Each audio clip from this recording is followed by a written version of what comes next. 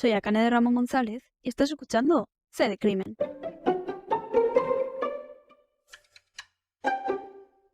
En el episodio de hoy vamos a hablar de Lucía Vivar, un caso bastante polémico en el que primero daré los datos objetivos y la versión oficial de la policía y posteriormente todas las teorías o creencias que hay alrededor de este caso. Lucía Vivar, cuando apenas tenía 3 años, el 26 de julio de 2017, marchó con Antonio y Almudena, sus padres, a Pizarra, donde vivía la madre de Antonio, Ana, ya que era su santo y además el día siguiente también era su cumpleaños, así que allí se iba a juntar toda la familia para celebrar el cumpleaños y el santo. Para ello fueron hasta un restaurante muy cerquita de la estación, es más, el propio restaurante se llamaba La Estación. Y allí había cerquita una plaza donde los primos de Lucía y la propia Lucía podían jugar tranquilamente. Además, como iban a cenar, tampoco iban a pasar trenes y tampoco en principio habría ningún peligro para ellos. Sobre las 11:20 de la noche terminaron de cenar y se dirigieron a pagar. En escasos minutos que duró la interacción de pagar y darse la vuelta, Lucía había desaparecido. Empezaron a buscarla insistentemente y a gritar su nombre por todas partes.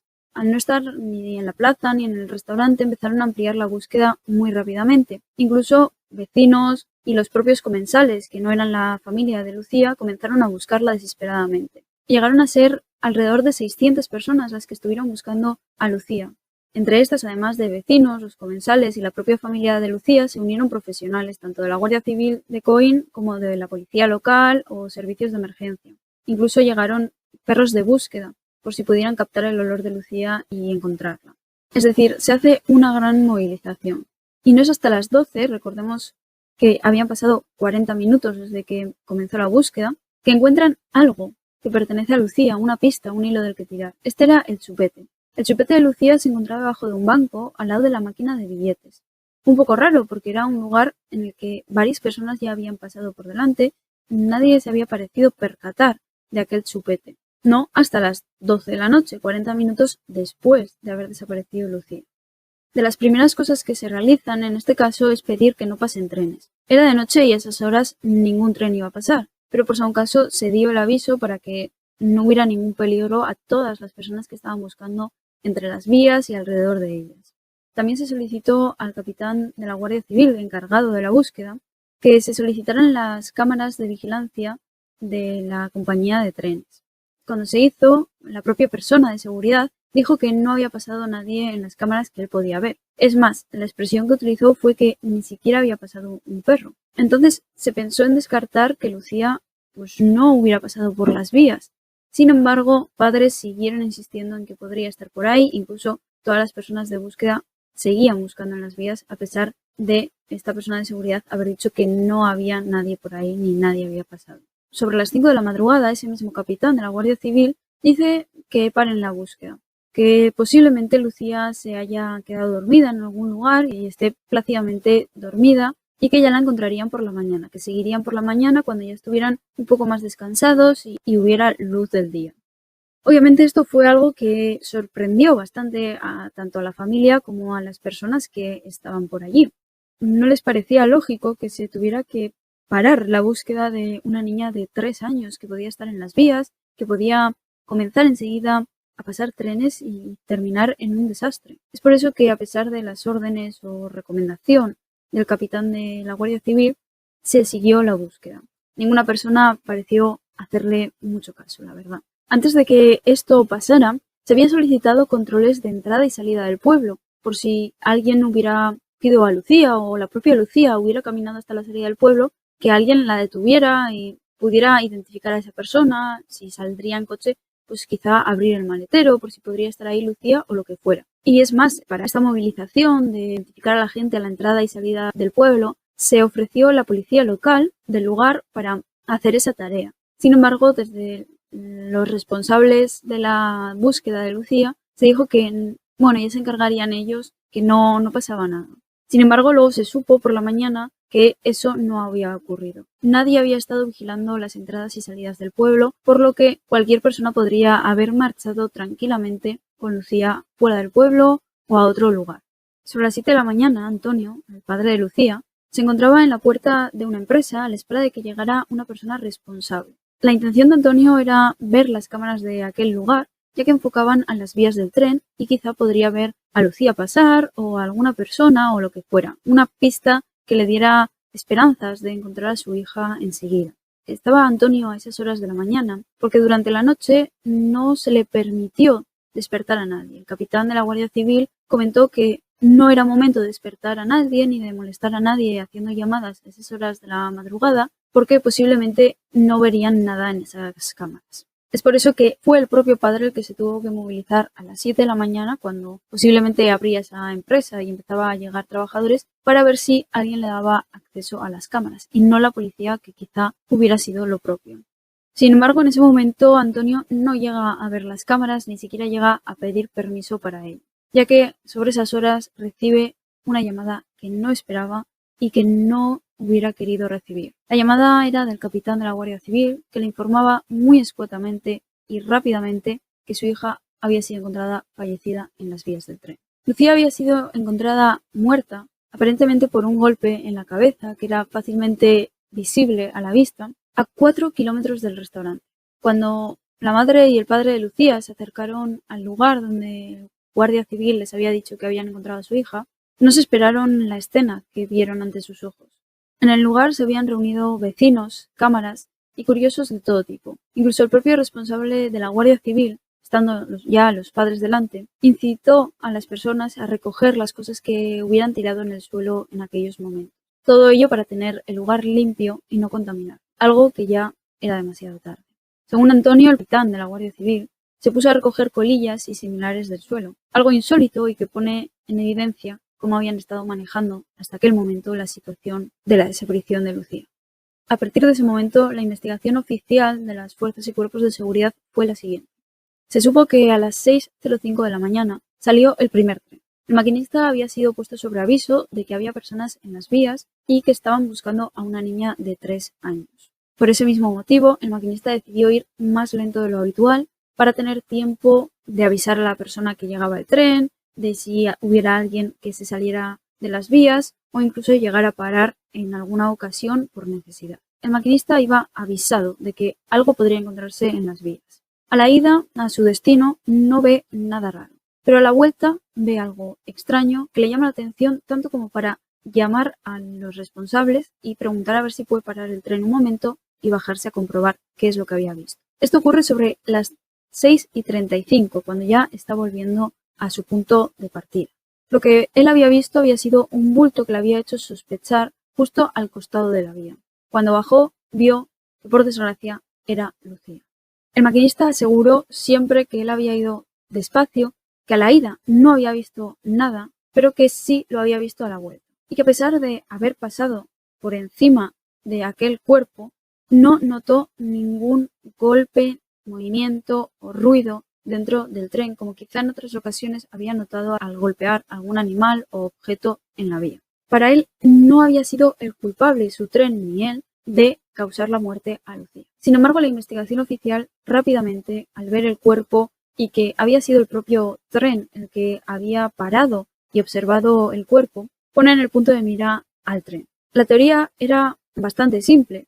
Lucía tenía un golpe bastante llamativo y grande en la cabeza. Entonces, solo había que unir las piezas. El tren había sido el que había golpeado a Lucía, causándole la muerte y desplazándola hasta el lado de las vías. Se analiza el tren intentando rescatar algún resto biológico que pudieran del frente del tren, de lo que en principio habría golpeado a Lucía. A pesar de sus intentos de rescatar algún resto biológico, fue un fracaso absoluto. No había ningún resto biológico. No había ni siquiera sangre ni nada que hubiera podido confirmar esa teoría de que había sido el propio tren el que había causado la muerte a Lucía. También se recogen las grabaciones de las cámaras de seguridad, tanto de donde Antonio estaba esperando como de las grabaciones de la propia compañía de trenes. Ven algo bastante extraño, pero que la jueza enseguida le resta importancia. Y es que faltan las horas de 11 a 12 de la noche. Previo a las 11 estaba toda la grabación perfectamente y después de las 12 estaba también perfecta. Pero esa hora estaba faltando en ambas cámaras. Algo muy raro si miramos a la hora a la que había desaparecido Lucía, las 11:20 aproximadamente. Pues a pesar de eso que a nosotros nos puede llamar la atención, la jueza no le dio importancia. y dijo que con la cantidad de grabación que tenían, previo a las 11, después de las 12, era suficiente para hacerse una idea de lo que había podido suceder.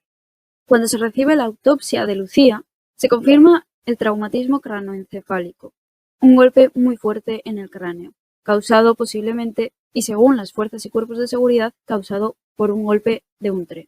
En el levantamiento no se tomó la temperatura de Lucía ni del lugar. Es algo que se suele realizar para aproximar la fecha y hora de la muerte. Cuando se realiza es cuando Lucía ya está en la mesa de autopsias y todo parece indicar que Lucía habría fallecido sobre las 5:15, 3:15 de la madrugada. Es decir, que no coincidía con el horario del tren, que había pasado primero a las 6:05 de la mañana y posteriormente a las 6:35 de la mañana. Algo que tampoco se le dio importancia. Posteriormente, semanas después de aparecer Lucía fallecida, un menor dio aviso de algo extraño que había encontrado en las vías del tren. A unos 500 metros aproximadamente de donde había sido encontrada Lucía, este estaba haciendo botellón y encontró un bote de cloroformo. Al principio no había dicho nada por miedo, pero posteriormente, en octubre, esta información llegó a oídos de las fuerzas y cuerpos de seguridad y se dirigieron hacia el lugar para investigarlo. Tras la investigación declararon que aquello no tenía nada que ver con Lucía. Un bote que, si nos ponemos a analizar, solo puede tenerlo personal autorizado, hospitalario o haberlo conseguido alguien de manera ilegal. El caso de Lucía fue archivado 3 meses después de haber encontrado el cuerpo. Ha habido muchas pruebas después, pero nunca ha sido reabierto. Y esas pruebas son las que vamos a analizar ahora mismo. La primera curiosidad del caso de Lucía es que el chupete fue encontrado en 2 ocasiones distintas por 2 personas distintas. El chupete, si lo recordáis, os he dicho que fue encontrado 40 minutos después de haber desaparecido Lucía. Un chupete que, en principio, indicaría que había ido al lado contrario al que fue encontrada Lucía. Parecía, en sí, que alguien lo había colocado en aquel lugar de manera que fuera encontrado y confundiera a la investigación. No solo es que estuviera debajo de un banco, sino que indicaba que Lucía habría ido a la izquierda en vez de a la derecha, cuando realmente sí que fue a la derecha. Algo que llamó la atención. La segunda cosa que os he comentado es que en las cámaras no se vio a nadie. Algo falso. En las cámaras de vigilancia se vieron a 3 personas. La primera era Lucía, que corría por las vías del tren. Esto ocurrió sobre las 11:34. Posteriormente se ve a otra persona a las 11:37 que va muy tranquila. Se para incluso en las vías, parece recoger algo del suelo y volverse a la estación. Y finalmente, a las 11:40 se ve a Antonio, que corre por las vías en la misma dirección que Lucía. Según la velocidad a la que iban padre e hija, el padre la hubiera alcanzado en 1 minuto, pero ni siquiera la llega a ver. Todo parece indicar que alguien la hace desaparecer en esos escasos minutos, en 6 minutos que tarda el padre en correr en la misma dirección que su hija. Posteriormente, el camino que tendría que haber realizado Lucía eran 4 kilómetros de cabeza a la oscuridad y en unas vías del tren. Son unas vías al aire libre, pero que están valladas. Por la zona en la que habría bajado Lucía, una niña de escasos 90 centímetros, tendría que haber bajado un pequeño muro de 80 centímetros para alcanzar las vías y de allí andar durante 4 kilómetros hasta el lugar donde fue finalmente encontrado. Os podéis imaginar cómo son las vías. Son unas vías exteriores que están llenas de piedritas y de pequeños baches que a nosotros ya nos puede hacer caer, que quizás somos adultos y podemos ver por dónde vamos y tenemos más estabilidad, pero que para una niña de 3 años realmente es un sitio peligroso, que igual dando 2 pasos se hubiera caído y tropezado. Pero no, corrió y andó 4 kilómetros a la oscuridad, sabiendo que desde el lugar donde había salido la estaban llamando insistentemente y estaban gritando su nombre, pero algo o alguien la hizo correr en dirección contraria. Respecto a la escena del crimen, sí que hay una pequeña curiosidad. Cerca del lugar donde Lucía fue encontrada, vivía una familia en Chabolas.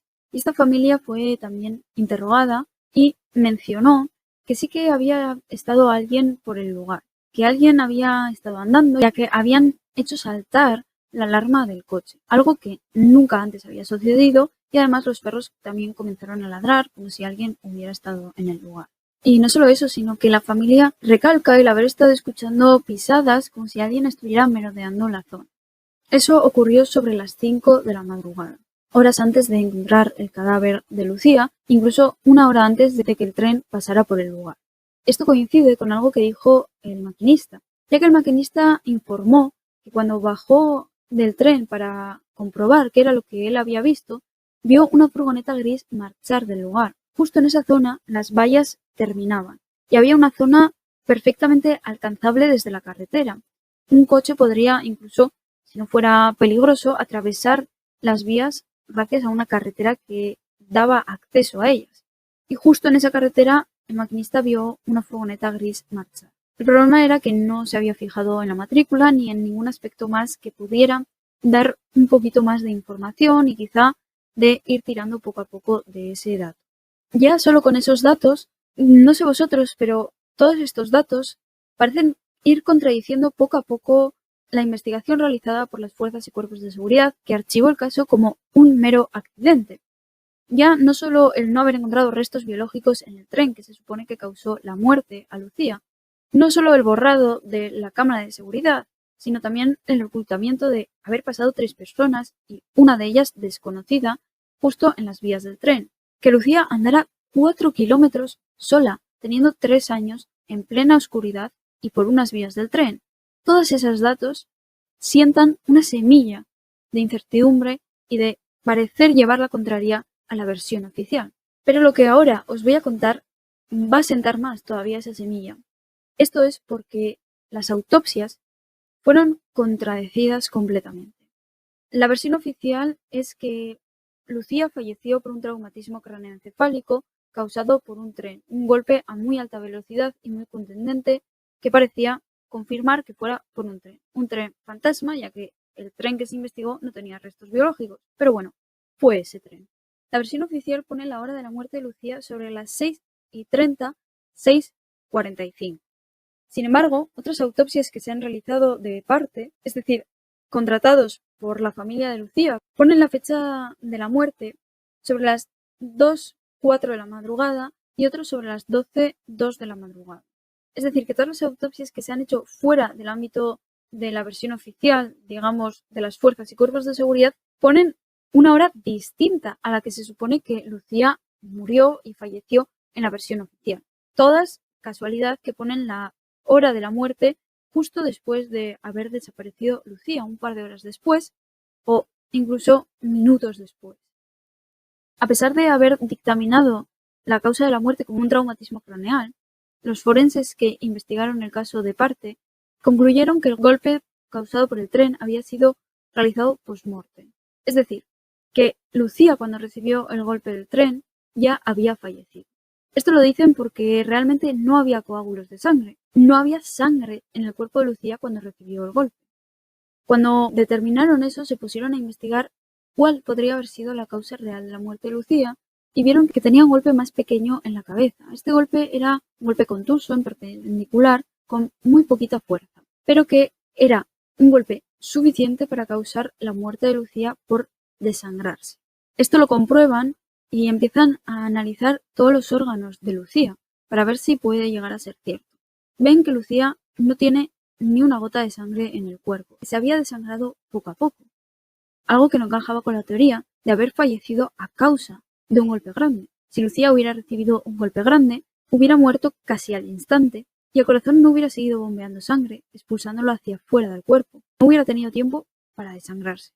Sin embargo, si hacemos caso a este golpe pequeño de la cabeza, sí hubiera tenido tiempo para desangrarse, porque hubiera estado viva durante horas, mientras se quedaba adormecida y poco a poco su corazón iba expulsando la sangre de su cuerpo. Otra cosa que confirma esta teoría es que no había livideces cadavéricas, es decir, que no había acumulación de sangre en ningún lugar. Esto sucede cuando alguien ha fallecido y la sangre se estanca y empiezan a aparecer manchas, rojeces, que aparecen en zonas que están presionadas y que la sangre se mantiene en esa zona. Esto no era algo que Lucía había tenido, porque no tenía sangre. También algo que incluso parece confirmar que no hubiera existido golpe alguno por parte del tren es que cuando se encuentra Lucía está acurrucada, está tumbada y no hay ni un signo de arrastre. Imaginaos que Lucía hubiera sido golpeada por un tren. El tren la hubiera desplazado. Lucía posiblemente se hubiera deformado de alguna manera o al menos aparecido con el cuerpo en una forma extraña. Pero no, Lucía estaba tumbada, casi plácidamente durmiendo. Es decir, que no había ningún signo de que el propio golpe del tren hubiera ocurrido. La última cosa que confirma que la muerte no fue a tan altas horas de la mañana, sino que fue minutos, sin llegar casi a la hora después de haber desaparecido, es que su estómago se encontraba lleno. No le había dado tiempo ni siquiera a iniciar la digestión. ¿Qué quiere decir esto? Que si hubieran pasado horas hasta su muerte, como la versión oficial indica, que hubieran pasado unas 6 horas hasta que Lucía realmente falleció, no tendría tanto alimento, ni lo tendría tan compactado como si hubiera acabado de comer. Con esto, ¿qué se quiere decir? Que Lucía habría fallecido 20-30 minutos después de desaparecer. Algo que, obviamente, no encaja con la teoría de que Lucía hubiera estado andando durante horas por las vías del tren hasta llegar a una distancia de 4 kilómetros. Ese ejercicio, esa pérdida calórica y todas las horas que habían pasado, lo lógico hubiera sido encontrar absolutamente nada en el estómago, incluso quizá algún líquido. Pero no, el estómago de Lucía estaba completamente lleno, como si acabara de comer.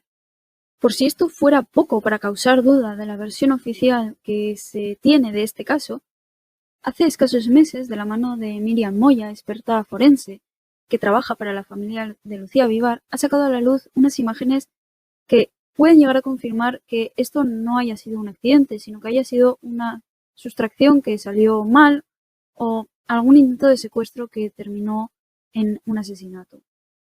Cuando os he comentado las cámaras de seguridad, donde se ve a Lucía que corre por las vías, se ve a una tercera persona que parece pararse y observar el suelo para coger algo y tras eso aparece al fin el padre, os he omitido una información que ha salido hace poco gracias a la inteligencia artificial, métodos de investigación forense y la propia Miriam Moya y su equipo. Primero, antes de contároslo, os recomiendo mirar su canal y ver esas imágenes y la explicación por parte de ella. En las imágenes que comparte, se ve cómo efectivamente Lucía corre por las vías y cuando Lucía llega a una caseta donde se pierde la vista de Lucía porque no hay más alcance ni hay más cámaras a partir de ese lugar, Lucía no desaparece, sino que parece abalanzarse a alguien. Hay una persona justo que sale de la caseta con los brazos extendidos y un poco inclinado a coger a Lucía. Y Lucía, justo antes de desaparecer, extiende los brazos hacia ella. Esta misma persona sale en distintos momentos en otras cámaras y es la misma que os he comentado que va muy tranquila sobre las 11:37 y parece recoger algo del suelo. Tras ello, sabemos que se dirige a la estación, donde justo 3 minutos después aparece el chupete de Lucía. Lo que se baraja es que esta persona fue la que cogió a Lucía, la hizo desaparecer, no sabemos con qué intención ni con qué fin, pero que parece cogerla, resguardarla en algún lugar y cuando quizá ha fallecido o quiere dar una intención que no es, se dirige a coger el chupete, lo recoge y lo deja en el lugar. Tan solo 3 minutos después, este chupete es encontrado en la estación del tren, por lo que podría encajar perfectamente.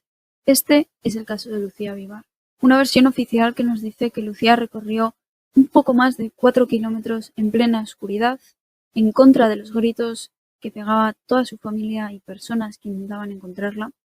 Un camino de 6 horas y media que recorrió Lucía a pie, sola, que falleció, se supone, a causa de un golpe causado por un tren, y una versión no oficial que pone en el punto de mira tanto al pésimo trabajo realizado por las fuerzas y cuerpos de seguridad como a una persona que posiblemente quisiera o lograra más bien secuestrar a Lucía. Hasta aquí el episodio de Lucía Vivar. He intentado explicarlo lo mejor posible porque la verdad es que hay mucho que explicar sobre el caso de Lucía. La versión oficial para mí es un desastre desde el principio. Un capitán de la Guardia Civil no puede permitir que a las 5 de la madrugada una búsqueda de una niña de 3 años se finalice porque es que hay que dormir y hay que descansar y que posiblemente esté dormida.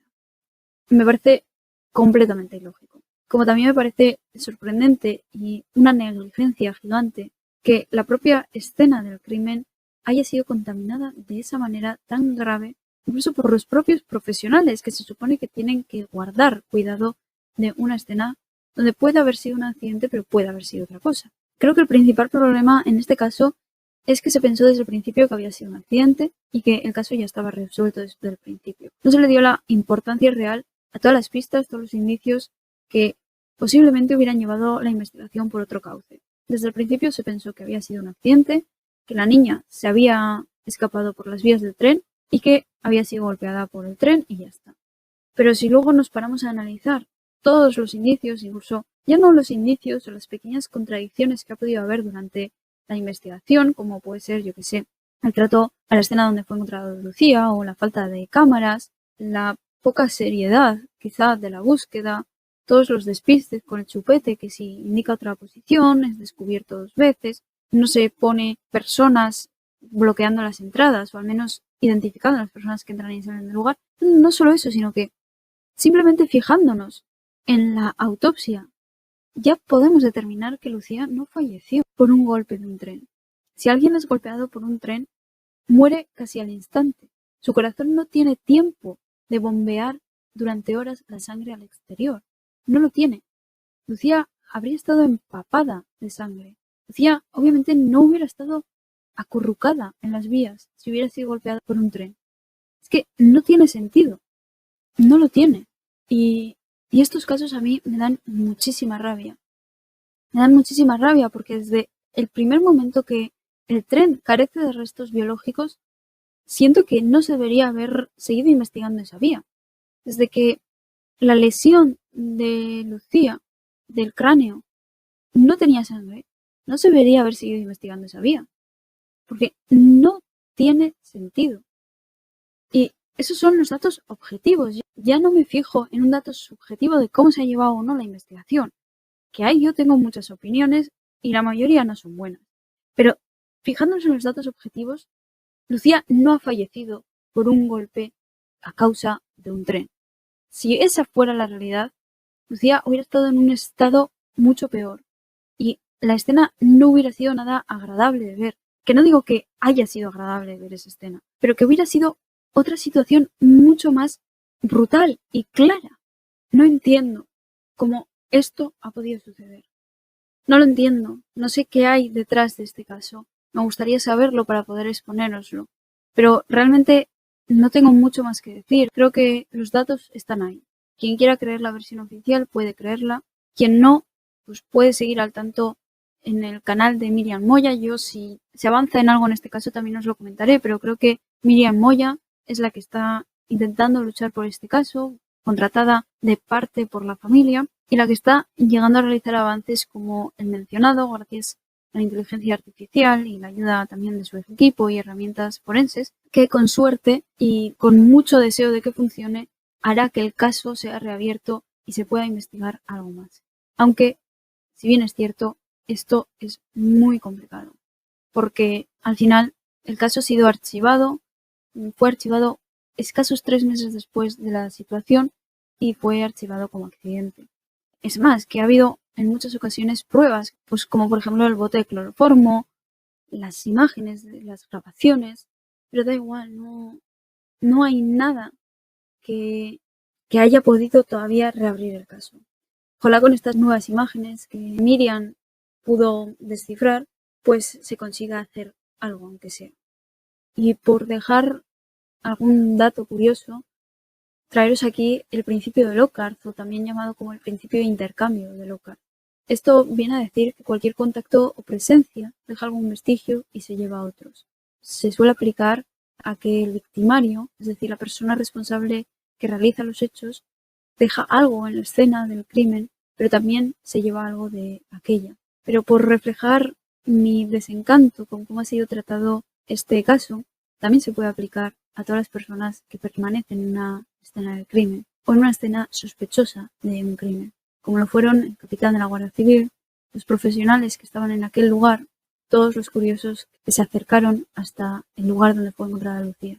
Todos ellos dejaron algo y todos se llevaron algo, lo cual hizo que quizá alguno de ellos se llevara un dato clave o un indicio que pudo haber llevado el caso de otra manera. Eso sí, si quienes estaban en él tenían ganas de hacerlo, porque realmente no pareció así. En esta nota un poco más seria dejo este episodio. Yo creo que es suficiente dicho y dejo claro mi opinión respecto a esto.